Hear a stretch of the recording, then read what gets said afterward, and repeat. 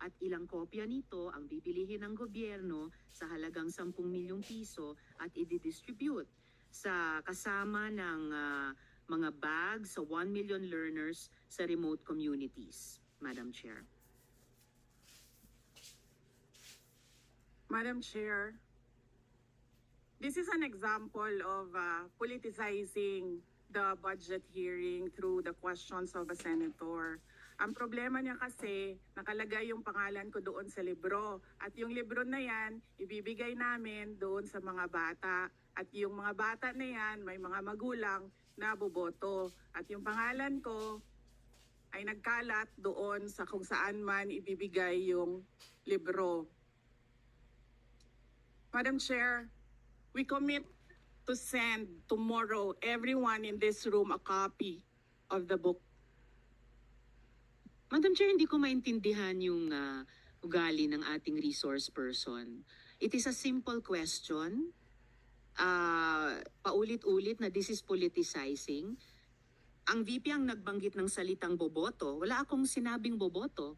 I'm simply asking, hindi ko ma-imagine we're making so much trouble, so much fuss about a 10 million peso item na itinatanong ko lang simpleng, what is the book about?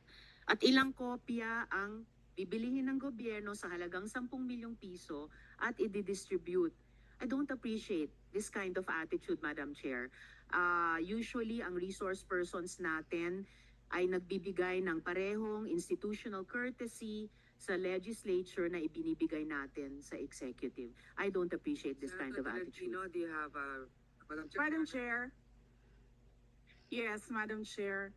Hindi ko rin maintindihan ang ugali ni Senator Risa Ontiveros. And I do not appreciate, ano yung sinabi niya? I do not appreciate this kind of behavior and attitude.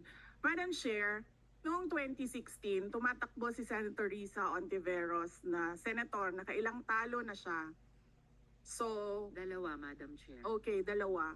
Natatakot siya sa pangatlong talo niya, kaya pumunta siya sa Davao.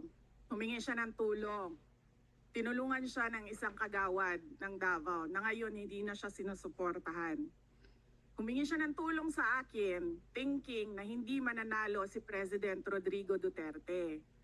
Kinausap niya ako ng kinausap doon sa law office ko sa Davao City. Sabi ko sa kanya, o sige, tutulungan kita. Chinika niya ako ng chinika. Tapos umalis siya. Siyempre, hindi naman siya tumutulong kay Pangulong Duterte. Hindi din totoo yung sinabi ko na tutulungan kita. Tinext niya ako. Pwede ba akong mag-follow up sa hinihingi kong tulong sa boto dyan sa Davao City? So sabi ko sa kanya, okay, sige. So, tinawagan ko at sinabihan ko at pinakiusapan ko ng pinakiusapan si former Congressman Milen Garcia. Sabi ko sa kanya, Kong, tulungan mo ito. Bigyan mo na lang ng ilang barangay mo at ilang mga leaders mo. Ayaw pa siya tulungan ni former Congressman Milen Garcia. Pinakiusapan ko ulit, Kong, please tulungan mo na lang. Nanalo na siya at nung nanalo siya, anong ginawa niya? Siya ang pinakaunang umatake kay President Rodrigo Duterte. Anong tawag sa ugaling ganito?